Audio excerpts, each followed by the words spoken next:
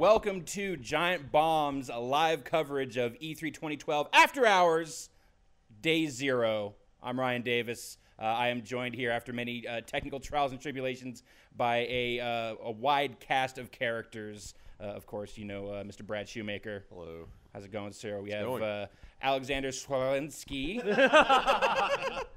Here we go. How you doing, sir? Good. From Joystick. Yeah, Jeff and I are going to be playing Pass the Mic. Very good. And we'll pass the mic on over. Jeff Green from PopCap. Hello. America's gaming dad is here. Hi, kids. Jeff, how you doing, sir? I'm doing good. How are you, Ryan? I am out of sorts, but we are going to get through this together. No one said this yet on air, so I'm going to say it, happy birthday. Oh, thank you, sir. Oh, man, you just stole You that totally one. just Sorry. stole your But that's thunder. okay. Mr. Brad Muir from Double Hey. Fine. Awesome to be here. What are you doing here? Happy birthday for you. I'm hanging out, you know. Everyone else has business here. I'm definitely not taking meetings. I mean, and we love pitching having you games. here. I'm not pitching games at E3. That's Got what it. I'm not doing. Well, we'll have you pitch us on some games later on in the show here. Sure. Giant Bomb's senior East Coast editor, Alex Navarro, It's official title. all the way out from Queens. Yes, representing Queens, New York. Very good. And Mr. Ben Gilbert, also from Joystick. I'm here to represent Brooklyn. Oh, no. I just wanted to throw that out just right off the bat with Oh, man. with I'm going to have the to sit Queens between Are we going to have man. beef here? Of course, Yeah, obviously. look at this. There's finger snapping. Shit. We're fighting. Oh, we're looking at each other. I should, I That's should put that's that how out it happens in New York, Yeah. right? Yeah, no, a lot of snapping A lot of and then Snap fights. a lot of musical numbers. You know, it's very a lot of movement. Fantastic. there. Hi. Ben, how you doing? Hey, happy birthday. Oh, thank you. How you doing? I'm getting better by the minute here Glad to hear it. as we get this show rolling. We are here in our exciting new Yeah. weird CBS space has here. spared no expense.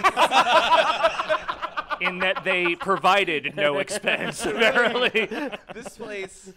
You- I we're mean, we're, the we're bomb salt of the house- earth people. Yeah, Yeah. oh, for sure. For sure. This is saltiest.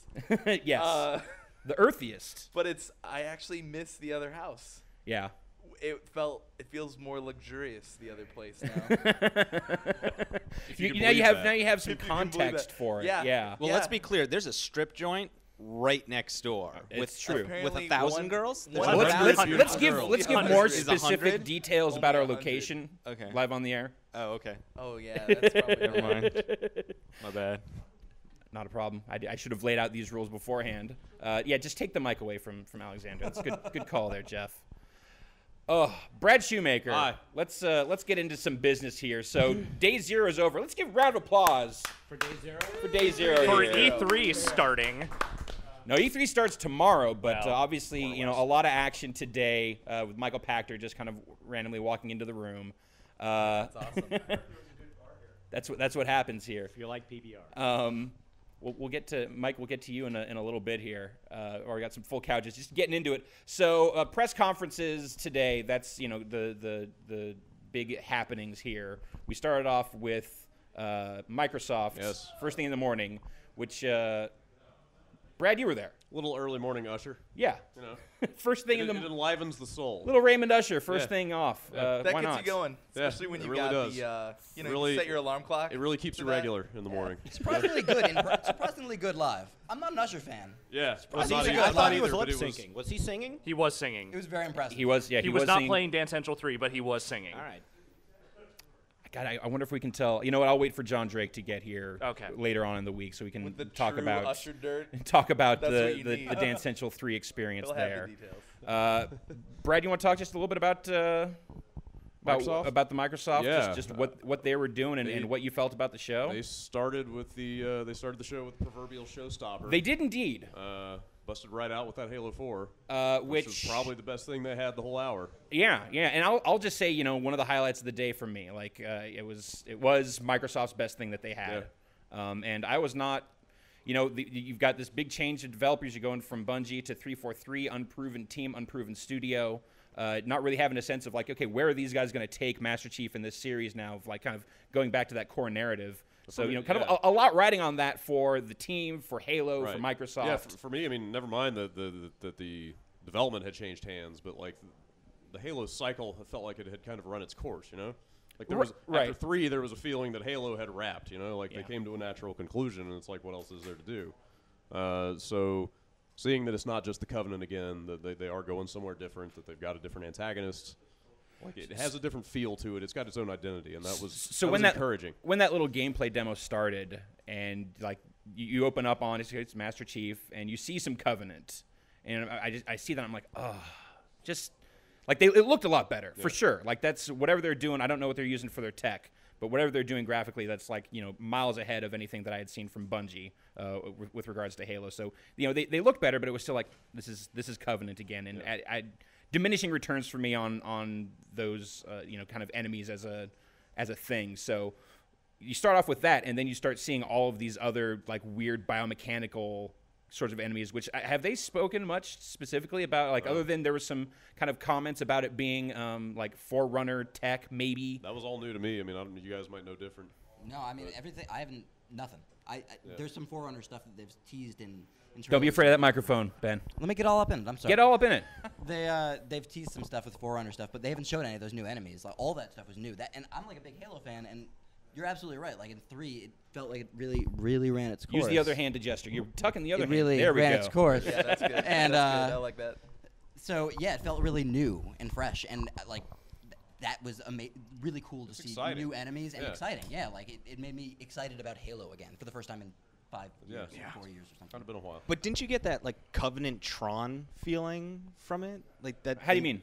It looked like Tron. It looked like what was Artistically speaking, you like mean. like Ubisoft's Outland. Like what was that? That's Well, I mean, what- to be fair, not everything Neon is Tron. Outland?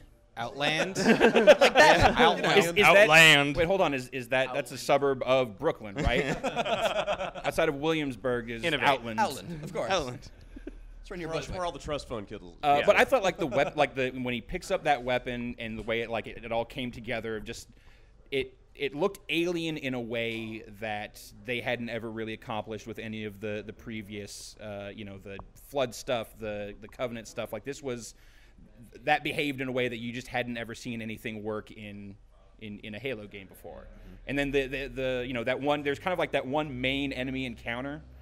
With the one guy who's like warping around, and he's like spawns off this this little drone or something that's throwing grenades back at Master Chief.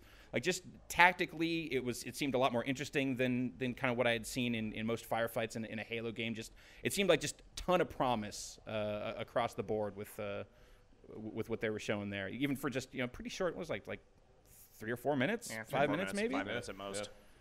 Yeah. But yeah, David Ellis has been talking a big game about that demo, and I was like, and then he brought it. Yeah. Like, Yeah, they my really feeling brought it. about it was that, like, I don't know if it's going to be blasphemous for some people, but after watching that demo, I felt like 343 might have been exactly what this franchise needed.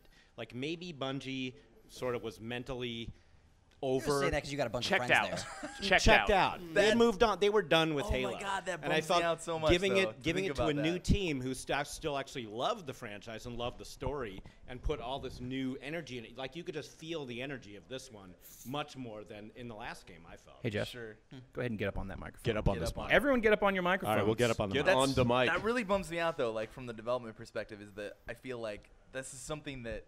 So it's like I'm rooting for two things. Like I'm rooting for like Halo because I like it and I'd like it to be good and continue to be good. I guess if it's gonna keep being a thing. But also it's like I almost want to see it like.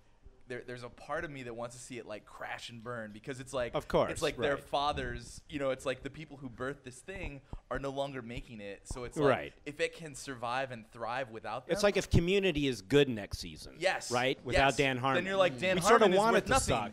But And then it's actually, like, if it's awesome. It's like, oh crap, does that mean Dan Harmon is actually worth shit? And right. maybe we should pay No, him but less, Bungie had an right? amazing That's- run, though. Oh, I for like sure, Dan for sure. Harmon. And you know what? They're not hurting, right? Like Activision, they're getting. They have a crazy Right. Activision contract. Those guys That we they're- know too much they're about now. fine. Yeah, we know way too much about. 5% of them are working on Marathon, like whatever, like crazy. Shit's crazy. But like they're doing fine. But it's like there's something about. I think Call of Duty has had the same sort of. I don't know, like stuff happen to it where it's like you see the Treyarch one and it's like, oh, the Treyarch ones are good. It's like they didn't invent that shit, but they're running with it and they're doing well with it, and it's. I don't know. I think I have like a weird feeling about that as a like person who makes stuff because it's like if somebody can take your stuff and make it as good as you do or better, then like, well, shit. What I mean, you're only there to come up with the original idea, and then you're like, we're gonna discard your husk into the into the street. This took a downturn. But Yeah, life you got moves dark. on, It Brad. got Life real moves dark. on. But So a lot of sequels coming from Double Fine in the near future is what you're saying. Sure, yeah. Sequels not made by us. You're gonna run that stacked franchise into the ground. so Stacking, Brad Stacking, yes. as the creative genius behind, almost got a spit take out of you on that. It was real close. It was real close. Would have been funnier if it was someone else doing That a would spit have been take. yeah. That would have been nice. But as the creative mastermind and genius savant behind Iron Brigade, I can't even take that seriously. But yes, sure. knee trenched. Well, it's also like sort What of, what it's close to my heart. So you're touching a nerve with this because the IP that was the one IP that we didn't get to keep throughout our process for like, signing these new games at Double Fine and stuff. Yeah. And there were some, things that happened, and Microsoft owns that IP now. Okay. So they could technically give it to somebody else. So that's the question then. Sure. What is the if Microsoft were to hand that to another developer, Oh, who would I you mean, they- most like to see take over that for you? Because you talk about like I don't mean to color this severely, got but it. there is a insecurity, let's say, at the kind of the core of For this sure. idea of like, and Absolutely. maybe there's something like to that for Bungie and 343. Maybe there's something to that for Infinity Ward and Treyarch of like Infinity Ward's like, no, we want to do it